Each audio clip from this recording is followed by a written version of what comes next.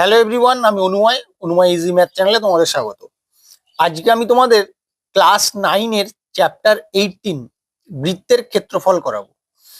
বৃত্তের ক্ষেত্রফলের অঙ্কগুলো করার জন্য যে যে সূত্রগুলো লাগবে আমি প্রতিটা সূত্র পরপর বলে যাব, বই থেকেই বলবো, আর অঙ্কগুলো আমি তোমাদের সবগুলোই করে দেবো। তাহলে আসো দেখে নেই প্রথমে সূত্রগুলো কি আছে, দেখে নিতে হবে। প্রথম যে সূত্রটা তোমাদের লাগবে, বৃত্তের ক্ষেত্রফল পাই ইন্টু ব্যাসার্ধের স্কোয়ার। ব্যাসার্ধ মানে আমি এখানে সাধারণত আর ধরে নেব।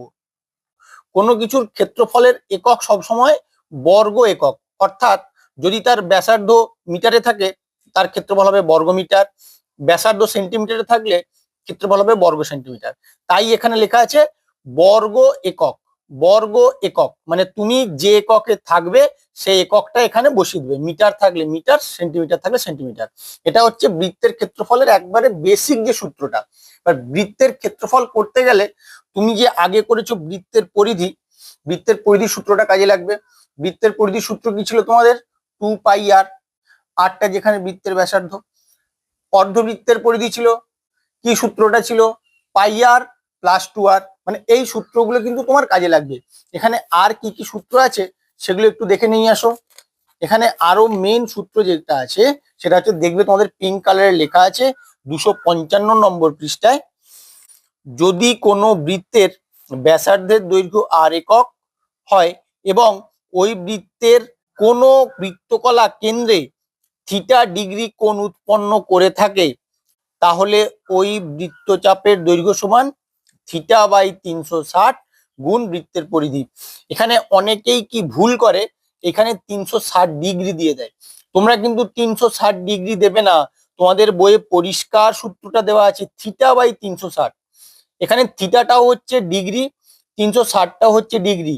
তাই আমি কিন্তু এখানে ডিগ্রি দেব না, তাহলে আমার কাটাকুটি করার সময় মানে থিটার মান যাই হোক না কেন লাস্টে আমার ডিগ্রি চলে আসবে। তাই এখানে কিন্তু তোমরা ডিগ্রি দেবে না, শুধু 360 ডিগ্রি। 360টা কেন হলো সেটা একটু জেনে নিতে হবে। এই ধরো একটা বৃত্ত, এই বৃত্ত তার কেন্দ্রে কত ডিগ্রি কোণ উৎপন্ন করে বলো? একটা বৃত্ত তার কেন্দ্রে 360 ডিগ্রি কোণ উৎপন্ন করে, তাই 360টা তোমার এখানে নিচে এসছে। আর থিটাটা হচ্ছে যে কোণটা উৎপন্ন হবে বৃত্তের কেন্দ্রে, সেই কোণটা তোমার এখানে হবে। এবার বৃত্তের কেন্দ্রে বলতে কি, বৃত্তের চাপ দ্বারা, এই যে এখানে পরিষ্কার লেখা আছে, সূত্রটা একটু ভালো করে বুঝে নিতে হবে কিন্তু। যদি কোনো বৃত্তের ব্যাসার্ধ দৈর্ঘ্য আর একক হয় এবং ওই বৃত্তের কোনো বৃত্ত কলা কেন্দ্রে থিটা ডিগ্রি কোণ উৎপন্ন করে, এই যে বৃত্ত কলা এটা, তার কেন্দ্রে কত ডিগ্রি কোণ উৎপন্ন করে? 60। তাহলে এক্ষেত্রে কি হবে? 60/360 গুণ বৃত্তের পরিধি। বৃত্তের পরিধি মানে 2πr। আর এর মানটা তোমার জানা থাকলে প্রত্যেকটার মান বসিয়ে দেবে, তাহলেই তোমার এখানে মানটা বেরিয়ে যাবে। এবার যদি তোমাকে বের করতে দেয় ওই বৃত্তকলার ক্ষেত্রফল, ক্ষেত্রফলটা কি করে বের করবে? এটা তো গেল বৃত্তচাপের দৈর্ঘ্য, ক্ষেত্রফলটাও বের করা একই রকম সূত্র, থিটা বাই 360। থিটা মানে কি? থিটা হচ্ছে বৃত্তের কেন্দ্রে যে কোণটা উৎপন্ন হচ্ছে। এই যে ধরো বৃত্ত, বৃত্ত কলা দ্বারা, এই বৃত্ত কলা দ্বারা কেন্দ্রে যে কোণটা উৎপন্ন হচ্ছে কত ডিগ্রি? 60 ডিগ্রি। আর 360 হচ্ছে বৃত্তের কেন্দ্রে জানি আমরা 360 ডিগ্রি কোণ উৎপন্ন হয়।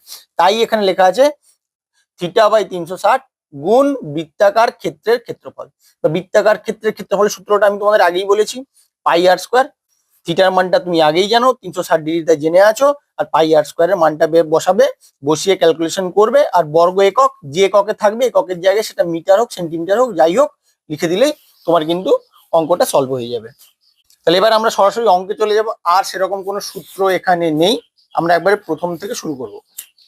ফার্স্ট অঙ্কটা কি আছে দেখো, কোষে দেখি 18-র 1 নম্বর অঙ্ক। আমিনা বিবি আজ 2.1 মিটার লম্বা একটি দড়ি দিয়ে তার গরুটিকে ফাঁকা মাঠে খুঁটির সঙ্গে বাঁধলেন। হিসাব করে দেখি গরুটি সব থেকে বেশি কতটা জমি ঘাস খেতে পারবে। একটা গরুকে যখন খুঁটি দিয়ে বেঁধে রাখা হয়েছে, তাহলে সে ওই দড়িটাকে ব্যাসার্ধ করে যে বৃত্ত অঙ্কন করা যাবে, সেই বৃত্তের ক্ষেত্রফলের সমান গরুটা ঘাস খেতে পারবে। তাহলে তোমাকে এখানে বৃত্তের ক্ষেত্রফলটা বের করতে হবে। তাহলে কিভাবে করবে? আমি প্রতিটা অঙ্কই করে রেখেছি, তোমাদের দেখিয়ে দেবো পরপর, তোমরা দেখে নেবে। তাহলে 1 নম্বর অঙ্কটা দেখো তোমরা। দেখো দড়িটার দৈর্ঘ্য দেওয়া আছে 2.1 মিটার, আমি লিখে নিয়েছি। অতএব 2.1 মিটার ব্যাসার্ধ বিশিষ্ট বৃত্তাকার মাঠের ক্ষেত্রফল কি হবে? পাই আর স্কোয়ার। পাই মানে আমার 22/7, আর এর মানটা আমার দিয়ে দিয়েছে 2.1, 2.1 তার হোল স্কোয়ার, বর্গ মিটার, কারণ এটা মিটার এককে দেওয়া ছিল বলে তাই বর্গ মিটার হয়েছে। এবার 22/7 গুণ, আমি এটা কি করব 21/10 করে নেবো, আর যেহেতু স্কোয়ার আছে দুটো পাশাপাশি গুণ আকারে লিখে নেবো, কারণ আমার ক্যালকুলেশনের সুবিধার জন্য। তোমরা করলেই বুঝতে পারে, কারণ 21কে 21 দিয়ে গুণ করে তুমি যদি গুণফলটা লিখতে চাও, অনেকের তো মনে নেই 21-এর স্কোয়ার করলে কত হয়, সেই স্কোয়ারটা যদি মনে না থাকে তোমরা এইভাবে ক্যালকুলেশন করবে, করলে দেখবে অনেক ইজি হয়ে যাবে। তাই এবার কাটাকুটি করবে, কাটাকুটি করার পরে দেখো তোমার 693/50 হয়েছে বর্গ মিটার। এবার ভাগ করবে, ভাগ করলে 13.86 হবে তোমার এখানে উত্তর। গরুটি সব থেকে বেশি 13.86 বর্গমিটার জমির ঘাস খেতে পারবে। তাহলে হয়ে গেল তোমার 1 নম্বর অঙ্ক। এবার 2 নম্বর অঙ্কটা কি দিয়েছে দেখে নাও। সুহানা একটি বৃত্ত আঁকবে যার পরিধি হবে 35.2 সেমি। হিসাব করে দেখি সুহানা যে বৃত্ত আঁকবে তার ব্যাসার্ধের দৈর্ঘ্য কত নেবে এবং বৃত্তাকার ক্ষেত্রের ক্ষেত্রফল কত হবে। তাহলে এখানে যখন পরিধি হবে বলে দিয়েছে, তখন তোমাকে কি করতে হবে, আগে বৃত্তের ব্যাসার্ধটা আর ধরে নিতে হবে। বৃত্তের ব্যাসার্ধ আর ধরে নেওয়ার পরে 2 পাই আর সমান 35.2 লিখতে হবে। লেখার পরে ওখান থেকে আরটা বের করতে হবে। তাহলে দেখে নাও কিভাবে করছি, দেখে নাও তোমরা। আমি প্রতিটা অঙ্কই করে দিয়েছি, তোমরা শুধু পজ করে দেখবে আর প্রতিটা অঙ্ক করে নেবে। মনে করি ব্যাসার্ধের দৈর্ঘ্য আর সেমি, সুতরাং পরিধি সমান কত 2 পাই আর সেমি, এবং ক্ষেত্রফল পাই আর স্কোয়ার বর্গ সেমি হবে। বা শর্তানুসারে কি আমার বলাই ছিল বৃত্তটার পরিধি হবে 35.2, তাহলে 2 পাই আর সমান 35.2। তাহলে এখানে পায়ের মানটা বসিয়ে দিলাম, আরটা আমার এখানে আননোন, আর এর মানটা ক্যালকুলেশন করে বের করলাম 5.6। তাহলে বৃত্তটির ব্যাসার্ধ পেয়ে গেলাম 5.6 সেমি।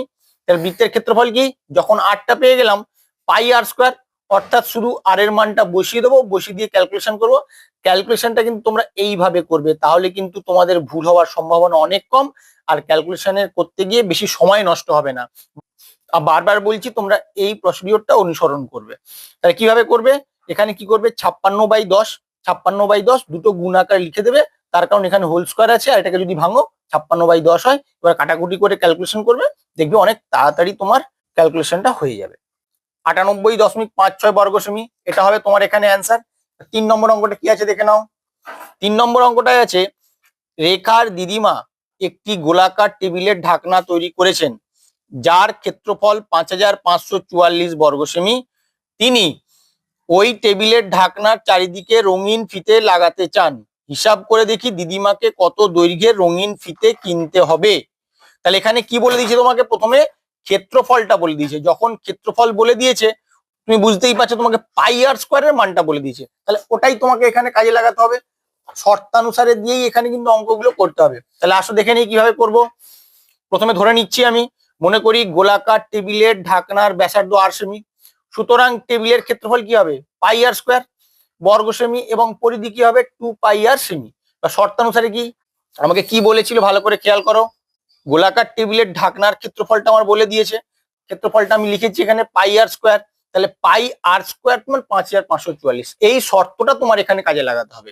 এই শর্তটা কাজে লাগালে আর স্কোয়ার তুমি এখানে পেয়ে যাচ্ছ কি 22-এর 7টা এদিকে গুণ ছিল, ওদিকে গেলে কি হয়ে যাবে উল্টে যাবে, 7/22 হয়ে যাবে।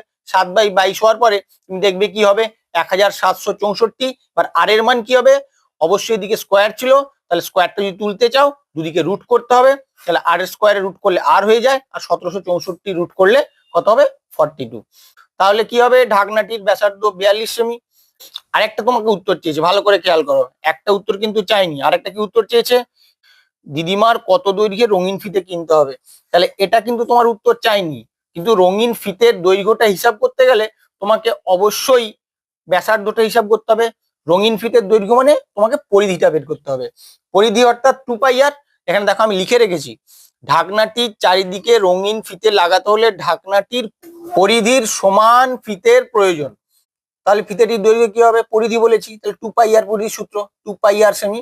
2 গুণ 22-এর 7 গুণ 8টা আমি বের করে রেখেছিলাম 42, তাহলে 42 এখানে বসিয়ে দিলাম, কাটাকুটি করলাম, করলেই তো আমার উত্তরটা বেরিয়ে গেল 264 সেমি। 4 নম্বর অঙ্কটা কি বলেছে দেখে নাও। আমাদের পাড়ার বৃত্তাকার খেলার মাঠটি বেড়া দিয়ে ঘিরতে প্রতি মিটার 21 টাকা হিসাবে 924 টাকা খরচ হয়েছে। মাঠটি ত্রিপল দিয়ে ঢেকে দেওয়ার জন্য কত বর্গমিটার ত্রিপল কিনতে হবে হিসাব করে লিখি। তাহলে দেখে নাও অঙ্কটা কিভাবে করেছি। প্রথমে কি করেছি দেখো, বৃত্তাকার মাঠটি বেড়া দিয়ে ঘিরতে প্রতি মিটার 21 টাকা হিসাবে 924 টাকা খরচ হয়েছে, এটা আমার দেওয়া আছে। তাহলে 21 টাকা হিসাবে যদি 924 টাকা খরচ হয়, তাহলে আমি বৃত্তের পরিধিটা ইজি বের করতে পারবো। কিভাবে? মোট যে টাকাটা খরচ হয়েছে সেটাকে যদি প্রতি মিটারে কত টাকা খরচ হয়েছে সেটা দিয়ে ভাগ করা হয়, তাহলে বৃত্তাকার মাঠটির পরিধি বেরিয়ে যাবে। দেখো বের করেছি। সুতরাং মাঠটির পরিধি 924/21 মিটার সমান কত? 44 মিটার। এবার আমি কি করব, মাঠটার ব্যাসার্ধ আর মিটার ধরে নেব। এবার মাঠটার পরিধি কি হবে? 2πr, আমি জানি সূত্র। আর ক্ষেত্রফল কি হবে? πr² বর্গমিটার। বা শর্তানুসারে কি, তুমি পরিধিটা বের করেছো 44, তাহলে 2πr সমান 44, পায়ের মানটা বসিয়ে দেবে, তাহলে আর এর মানটা এখান থেকে ইজি বেরিয়ে যাবে। বের করার পরে অতএব মাঠটির ব্যাসার্ধ তুমি পেয়ে গেলে 7 মিটার। 7 মিটার পাওয়ার পরে তোমাকে কি বের করতে বলেছে? মাঠটির ক্ষেত্রফল। মাঠটির ক্ষেত্রফল তাহলে কি হবে? মাঠটির ক্ষেত্রফল হবে πr², পাই মানে 22/7, আর পেয়েছো 7, 7 স্কোয়ার বর্গমিটার। ক্যালকুলেশন করবে, করলে 154 বর্গমিটার তোমার হবে এখানে উত্তর। আসো আমরা পরের অঙ্কটা চলে যাই। 5 নম্বর অঙ্কটা কি বলেছে দেখো, ফারুক একটি বৃত্ত আঁকবে যার ক্ষেত্রের ক্ষেত্রফল হবে 616 বর্গ সেমি। হিসাব করে দেখি ফারুক যে বৃত্ত আঁকবে তার ব্যাসার্ধের দৈর্ঘ্য কত নেবে এবং বৃত্তটির পরিধি কত পাবে। তাহলে আসো করে নেই, কিভাবে হবে একটু দেখে নাও। মনে করি বৃত্তটির ব্যাসার্ধের দৈর্ঘ্য 8 সেমি। তাহলে সুতরাং বৃত্তটির ক্ষেত্রফল কি হবে? πr² বর্গ সেমি, আর পরিধি কি হবে? 2πr semi. বা শর্তানুসারে কি, πr² সমান 616, তার কারণ আমাকে বলে দিয়েছে ক্ষেত্রফলটা πr² সমান 616। তুমি দেখো এখানে বইটা একটু দেখলেই বুঝতে পারবে, এখানে দেওয়া আছে ফারুক একটি বৃত্ত আঁকবে যার ক্ষেত্রের ক্ষেত্রফল হবে 616 বর্গ সেমি। তাহলে 616 বর্গ সেমি ক্ষেত্রফল দেওয়া আছে, তুমি আবার πr² বের করেছো ক্ষেত্রফল, তাহলে অবশ্যই πr² এর সঙ্গে 616টা সমান হবে। দেখো আমি সমান করেছি, সমান করে ওখানে পাইয়ের মানটা বসিয়েছি 22/7, আর এর মানটা বের করেছি, কত হয়েছে? 14। অতএব বৃত্তটির ব্যাসার্ধ হবে 14 সেমি এবং পরিধি হবে কি? 2πr। শুধু মানগুলো বসিয়ে দিলেই তোমার অ্যান্সারটা চলে আসবে 88 সেমি। এইভাবেই কিন্তু তোমাদের প্রতিটা অঙ্ক করতে হবে। 6 নম্বর অঙ্কটা দেখো কি দিয়েছে, পলাশ ও পিয়ালি দুটি বৃত্ত এঁকেছে যাদের ব্যাসার্ধের দৈর্ঘ্যের অনুপাত 4:5। হিসাব করে দুজনের আঁকা বৃত্তাকার ক্ষেত্র দুটির ক্ষেত্রফলের অনুপাত লিখি। তাহলে আসো কিভাবে করবে একটু দেখে নাও। মনে করি পলাশের আঁকা বৃত্তটির ব্যাসার্ধের দৈর্ঘ্য 4x একক এবং পিয়ালির আঁকা বৃত্তটির ব্যাসার্ধের দৈর্ঘ্য 5x একক। এবার তোমাদের মনে হতেই পারে আমি এখানে একক কেন ধরলাম। দেখো তোমার অঙ্কটার ক্ষেত্রে কোনো কিন্তু নির্দিষ্ট একক দেওয়া নেই, শুধু দেওয়া আছে 4:5। এবার অনেকেই বলতে পারে অনুপাত তো একক বর্জিত পদ, আমি যা ইচ্ছা ধরতে পারি, কিন্তু তোমার এখানে একক ধরাটাই শ্রেয়। তার কারণ তুমি তো জানো না এখানে সেন্টিমিটারে আছে না মিটারে আছে না কিলোমিটারে আছে, কি এককে আছে তুমি জানো না, তাই কিন্তু তোমরা এককেই ধরবে। তুমি একক লিখলেই সব থেকে অ্যাপ্রোপ্রিয়েট হবে, একক লিখে করবে, তাহলেই কিন্তু তোমাদের একদম সঠিক হবে। তাহলে আসো দেখে নেই শেষটা কি করা আছে। তাহলে মনে করি পলাশের আঁকা বৃত্তটির ব্যাসার্ধের দৈর্ঘ্য 4x একক এবং পিয়ালির আঁকা বৃত্তটির ব্যাসার্ধের দৈর্ঘ্য 5x একক। দুজনের আঁকা বৃত্তাকার ক্ষেত্র দুটির ক্ষেত্রফল যথাক্রমে কি হবে? πr², একটার আর 4x আর একটার আর 5x। তাহলে পাই মানে কত? 22/7 ইন্টু 4x তার হোল স্কোয়ার বর্গ একক হবে। আর এখানে কি হবে? 22/7 গুণ 5x তার হোল স্কোয়ার বর্গ একক। অতএব দুজনের আঁকা বৃত্তাকার ক্ষেত্র দুটির ক্ষেত্রফল অনুপাত কি হবে? এইটা অনুপাত এইটা লিখে দিলাম। লিখে দেওয়ার পরে দেখো দুদিকেই 22/7 আছে, কেটে যাবে। 4x তার হোল স্কোয়ার মানে 16x², 5x তার হোল স্কোয়ার মানে 25x², x² দুদিকেই আছে কমন, ওটাও কেটে যাবে। তাহলে কি থাকবে? 16:25। এটাই হবে তোমার এখানে উত্তর। আজকে এইটুকুই করালাম, আমি আমার নেক্সট ভিডিওতে আরো কিছু অঙ্ক করাবো। আমি প্রত্যেকদিন কিছু কিছু করিয়ে আমি এই চ্যাপ্টারটাকে শেষ করাবো। তোমরা প্রথম থেকে শেষ পর্যন্ত যদি ক্লাসটা করো, প্রতিটা অঙ্করই সলিউশন দেখতে পাবে এবং সুন্দর করে বুঝতে পারবে। যারা এখনো পর্যন্ত আমার চ্যানেলটাকে সাবস্ক্রাইব করোনি, এরকম প্রবলেমের সলিউশন পাওয়ার জন্য প্লিজ আমার চ্যানেলটাকে সাবস্ক্রাইব করে নিও। Thank you.